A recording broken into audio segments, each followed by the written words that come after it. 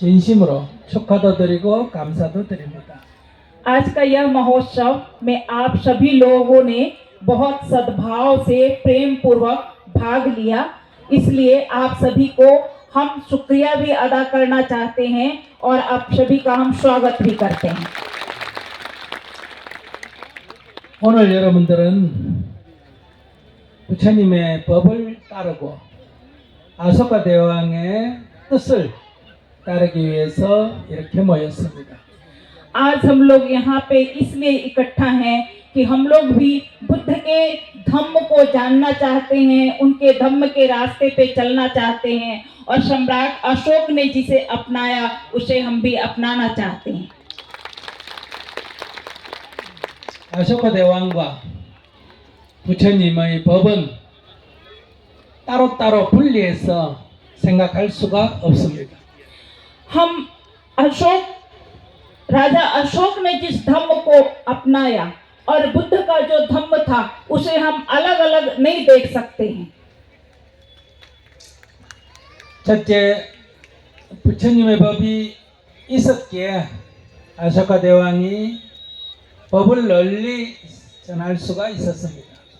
सबसे प्रथम बात तो यह है कि बुद्ध का धम्म इस पृथ्वी पर था, इसलिए उस धम्म को फैलाने और उसका प्रचार प्रसार करने का काम अशोक राजा ने किया।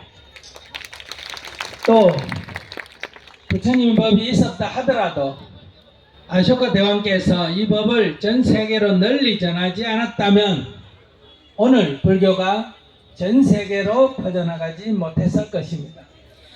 दूसरी बात तो यह है कि बुद्ध की इस भारत की धरती पे धम्म तो था, लेकिन यदि सम्राट अशोक ने उस धम्म को विदेशों में नहीं फैलाता अपने पुत्र और पुत्रियों के द्वारा, अपने और शिष्यों के द्वारा, तो ये पूरे विश्व में बौद्ध धर्म नहीं होता।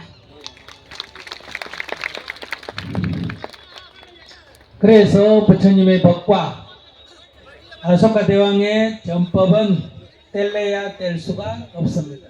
और यही कारण है कि बुद्ध का धम्म और सम्राट अशोक का मार्ग और जिस धर्म को उन्होंने अपनाया उसे हम अलग करना चाहेंगे भी तो अलग नहीं कर पाएंगे।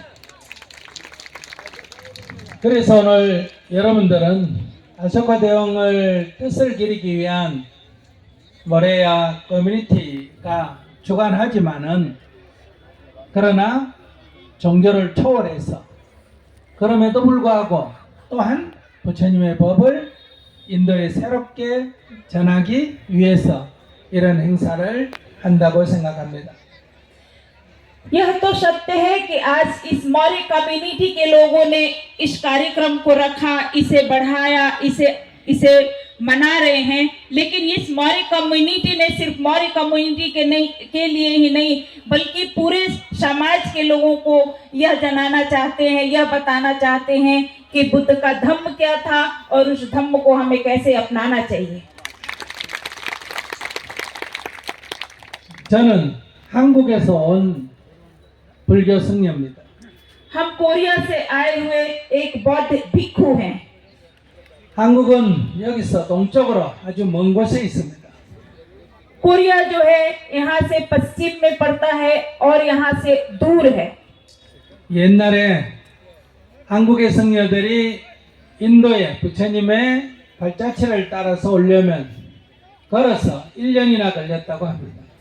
और यदि प्रथम की बात कहें तो उस समय यदि बौद्ध भिक्षु कोरिया से यहाँ आना चाहते थे तो उन्हें 1 वर्ष का समय लगता था यहाँ तक आने में, भारतवर्ष तक आने में। 또 배를 타고 와도 6개월이 걸렸다고 합니다. और यदि वो पानी के रास्ते से आते थे, नाव के रास्ते से आते थे, तब भी उन्हें 6 महीने का समय लगता था। 이렇게 한국과 인도는 먼 곳에 떨어져 있습니다.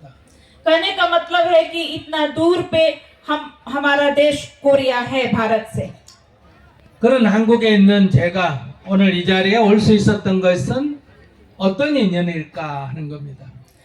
तो आज कोरिया से हम आखिर वह कौन सा संबंध है हमारा आप लोगों के साथ जो आज हम यहाँ पे उपस्थित हुए।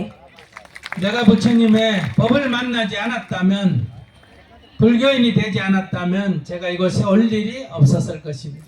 यदि हम एक बौद्ध भिक्षु नहीं होते और बुद्ध का धर्म नहीं अपनाए होते तो आज इस जगह पर मेरा आना नहीं होता। 또 아쇼카 대왕이 법을 인도 밖으로 전 세계적으로 전파하지 않았다면 제가 한국에서 한국의 불교가 전래되지도 못했을 것입니다. और दूसरी बात यह भी कि यदि राजा अशोक ने अपने धर्म का प्रचार प्रसार विदेशों तक नहीं करवाया होता तो आज कोरिया देश भी बुद्ध धर्म को नहीं जानता। 그래서 제가 여러분을 오늘 만나게 된 것은 부처님과 아쇼카 대왕의 은혜 속에서 여러분들을 이렇게 만나게 된 것입니다. हम उनके बहुत आभारी हैं बुद्ध के धम्म के प्रति और सम्राट अशोक के प्रति जिनके कारण हमें बुद्ध का धर्म मिला और जिनके कारण आज हम यहाँ पे उपस्थित हुए।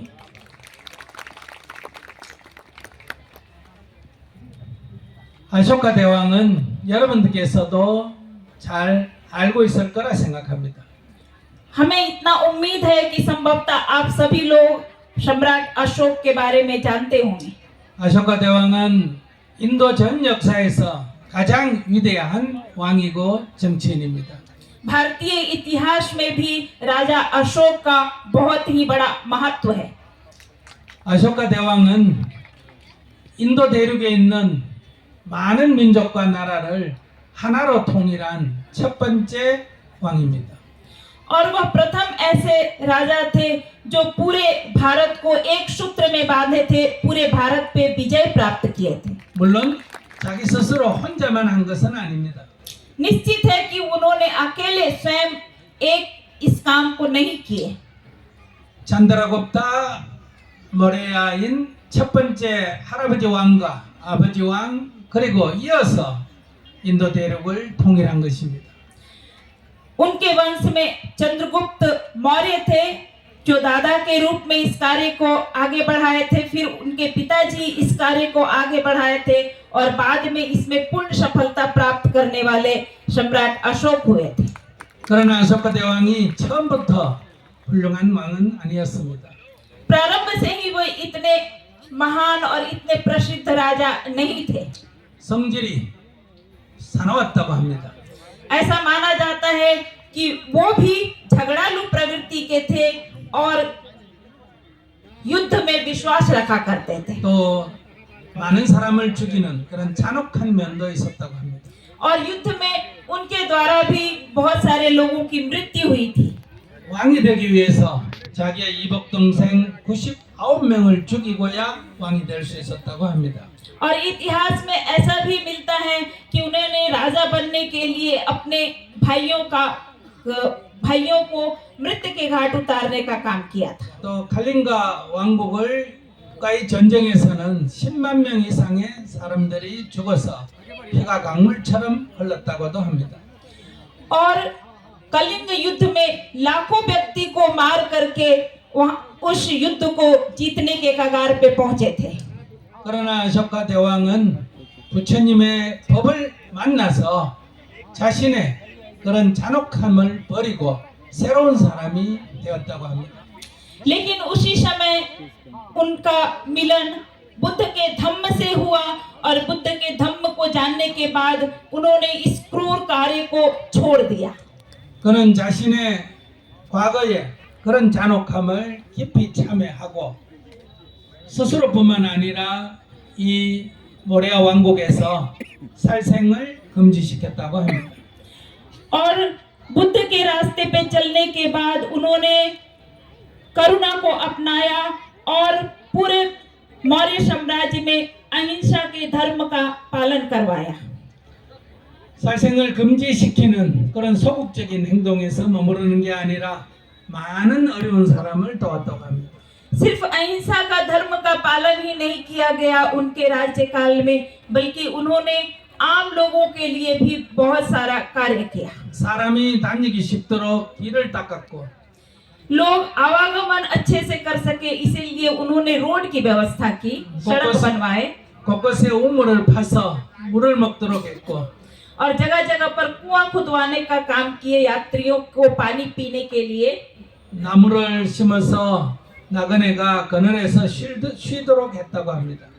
और ये भी पता चलता है कि उन्होंने वृक्ष लगवाए ताकि यात्री लोग गर्मी के मौसम में छांव में रुक करके आराम कर सकें।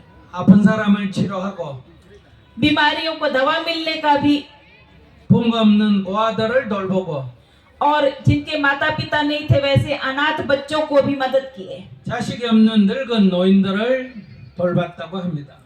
और ऐसे वृद्ध माता और पिता जिनके बच्चे नहीं थे उनकी भी सेवा किए।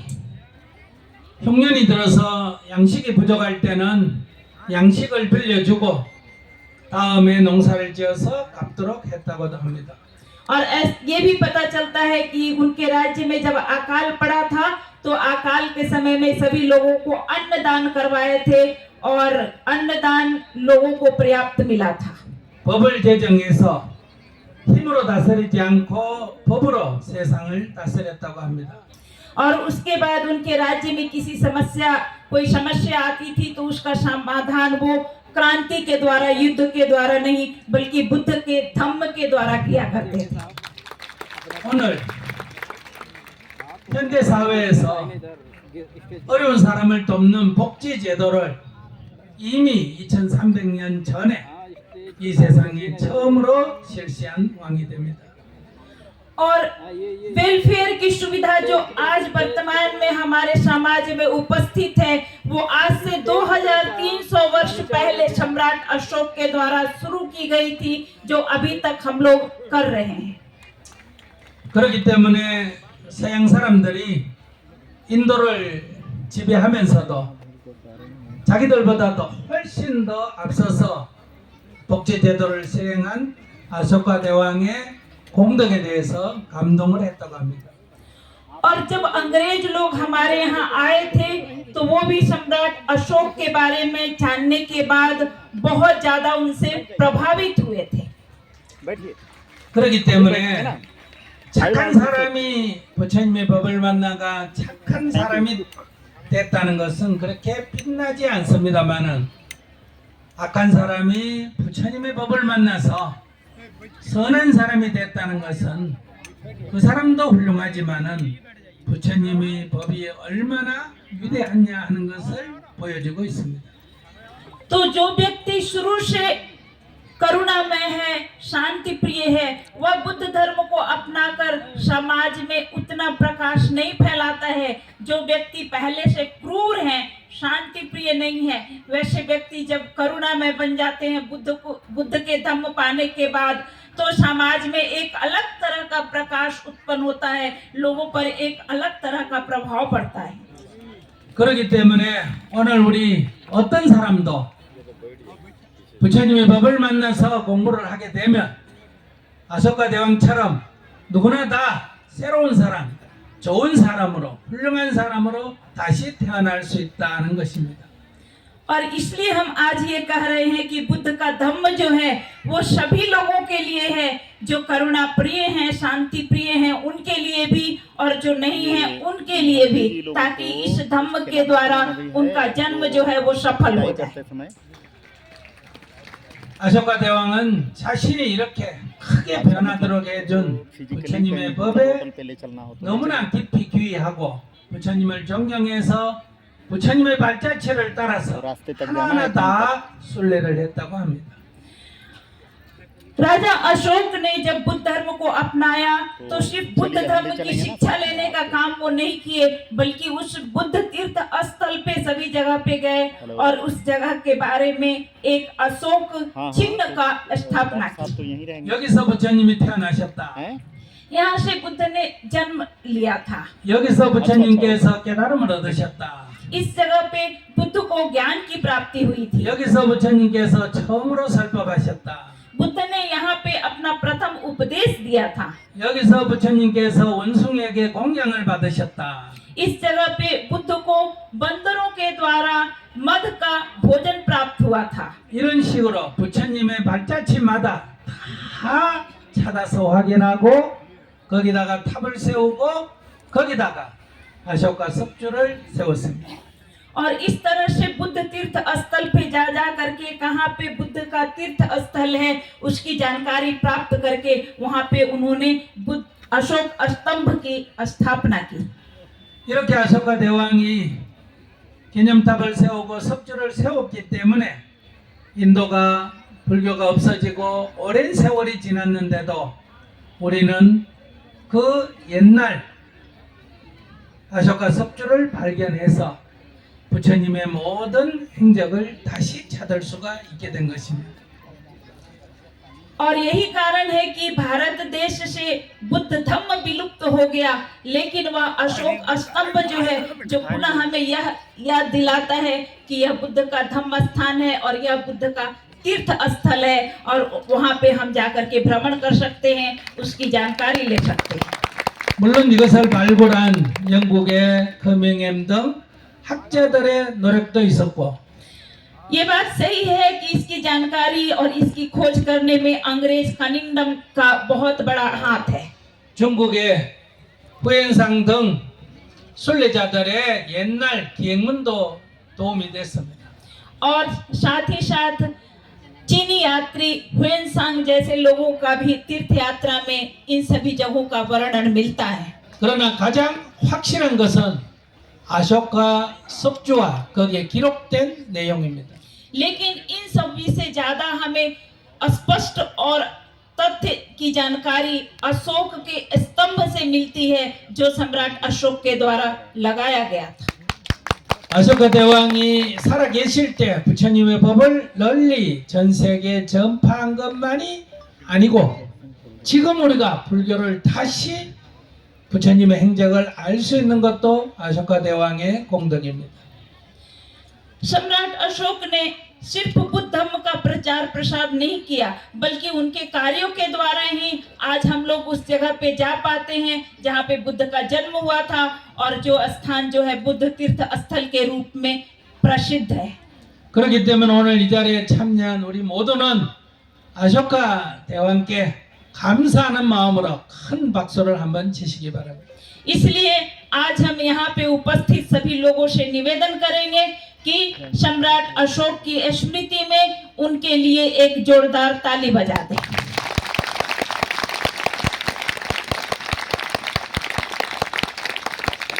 부처님이 열반하시고 부처님의 시신을 화장해서 사리가 나왔는데 그것을 8몫으로 나누어서 8개의 탑을 쌓았습니다. बुद्ध जब महापरिनिर्वाण को प्राप्त हुए उनके शरीर को जलाया गया और वहां से जो हमें उनका रैलिक मिला वो रैलिक भी कई एक भागों में बांटा गया था।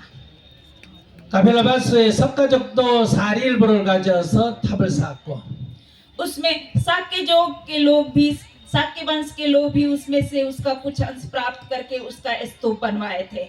대바다의 꼴리족도 사리일보를 가져가서 탑을 쌓았고 और देवदह के कौलिये लोग भी उनसे अपना संबंध रखते थे, इसलिए उन लोगों ने भी उनका रैलिक लेकर के उसका स्तूप बनवाया। 바이살리의 리차비족도 사리탑을 쌓았습니다. और वैशाली के लिच्छवी परिवार से राज परिवार से आने वाले लोग भी रैलिक स्तूप बनवाए। 마가다국의 아자타 사토도 사리탑을 세웠습니다. और मगध राजा उस समय आजाद शत्रु भी स्तूप बनवाए। 이렇게 8개의 탑을 세웠습니다. और इस तरह से उनके रैलिक को 8 भागों में बांट करके 8 रैलिक स्तूप बनाए गए। 아쇼카 대왕은 그 중에 7개의 탑을 헐어서 거기서 사리 일부를 꺼내서 부처님의 발자취마다 탑을 쌓으면서 다 사리를 넣었습니다. और सम्राट अशोक जो थे उसमें से 7 स्तूपों को ढा करके वहां से उनका रैलिक निकाल करके उसे बुद्ध के तीर्थ स्थलों पे सभी तीर्थ स्थलों पे फिर से उसे बांट बांट कर उसका रैलिक रखकर वहां पे स्तूप का निर्माण करवाए थे। 부처님의 사리가 북인도 지역, 부처님의 활동 지역에만 있던 것이 전 인도로 사리탑을 세우고 석주를 세움으로 해서 불교가 전 인도로 전파되는 계기가 됐습니다.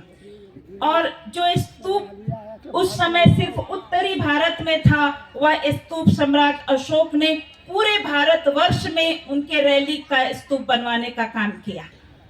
그리고 아쇼카 대왕은 전법사를 각국 세계 곳곳에 파견했습니다. और साथ ही साथ उन्होंने सभी जगहों पे, बहुत सारे जगहों पे सभा समागार बनवाया था।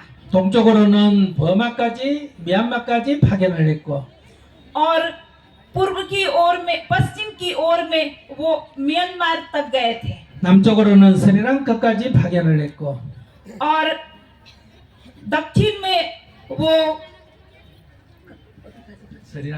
श्रीलंका तक गए थे। 저 서쪽으로는 로마까지 유럽까지 파견을 했습니다. और पूर्व में वो रोमन साम्राज्य तक गए थे। 이렇게 함으로 해서 불교가 전 세계로 전파되게 된 것입니다. और इस तरह से बुद्ध का धम्म जो था पूरे विश्व में फैला था। 뭐 그런 결과로 저는 멀리 한국에 있으면서도 이러한 전법사들의 노력으로 불교를 만나게 됐습니다. और वैसे लोगों के द्वारा बुद्ध का धम्म का प्रचार प्रसार होने के कारण ही बहुत दूर देश कोरिया में रहने के बाद भी हमें बुद्ध धर्म की जानकारी मिली और हमने बुद्ध धर्म को अपनाया। 그러나 불행하게도 지금 인도에는 불교가 아주 적어졌습니다. 쇠락했습니다. लेकिन थोड़ा दुख इस बात पे होता है कि वर्तमान समय में भारत में बुद्ध धम्म जो है कम देखने को मिलता है।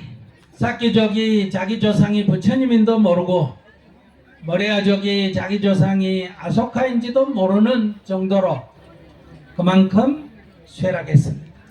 और इसकी स्थिति इतनी खराब हो गई कि शाक्य वंश के लोग ये नहीं जानते हैं कि हम बुद्ध के परिवार शाक्य वंश से आते हैं, और मौर्य लोग ये नहीं जानते हैं कि हम सम्राट अशोक के मौर्य वंश से हमारा संबंध है। 그러나 지금은 학교 교육을 다 받게 되면서 이제는 부처님도 알게 되고 아쇼카 대왕도 알게 되고 모레아는 우리 조상이 아쇼카구나, 샤키는 우리 조상이 부처님이구나 하는 것도 하나씩 알게 됐습니다. लेकिन वर्तमान में स्कूली शिक्षा के द्वारा, किताबी शिक्षा के द्वारा आज के विद्यार्थियों में यह जानकारी किताबों के द्वारा मिल रही है कि यदि हम मौर्य वंश से हैं तो हमारे पूर्वज सम्राट अशोक हैं, यदि आज हम शाक्य वंश से तो हैं तो हमारे पूर्वज बुद्ध से हैं। 옛날부터 전해 내려오는 말에 이런 전해 내려오는 얘기가 있습니다. बहुत पुरानी कहावत है जिसमें इस तरह की बात कही गई है। 불교가 인도에서 출발해서 전 세계로 퍼져나갔다가 बुद्ध धम्म जो है वो भारत की धरती से शुरू होगी और पूरे विश्व में फैलेगा। 500년씩 5번을 지난 후에 और 500 वर्ष 5 बार बीतने के बाद 다시 인도에 돌아와서 인도의 불교가 부흥한다. 500 वर्ष 5 बार बीतने के बाद फिर से यह बुद्ध का धम्म भारत की धरती पे आएगा। 지금 부처님이 열반하시고 2500년이 조금 지났습니다. आज सचमुच में बुद्ध के महापरिनिर्वाण का 2500 वर्ष से थोड़ा अधिक हो गया है। 이제 인도의 불교가 부흥하기 시작했습니다. और बुद्ध धर्म का पुनः भारत की धरती पे उत्पन्न होने का समय आ गया है। 이 불교를 새롭게 불러일으키는데 아쇼카 왕의 뜻을 기리는 모레아와 부처님의 종적인 사키야, 얼리 이런 사람들이 좀 더 앞장섰으면 좋겠습니다. और आज 2500 वर्षों के बाद जो शाक्य वंश के लोग हैं, जो बुद्ध से अपना संबंध बताते हैं, और जो मौर्य वंश के लोग हैं जो सम्राट अशोक से अपना संबंध बताते हैं, इन लोगों को थोड़ा और उस पंक्ति में, धम्म के प्रचार प्रसार की पंक्ति में आगे आकर के खड़ा होना पड़ेगा। 여러분들이 오늘 아쇼카 석주 아래에서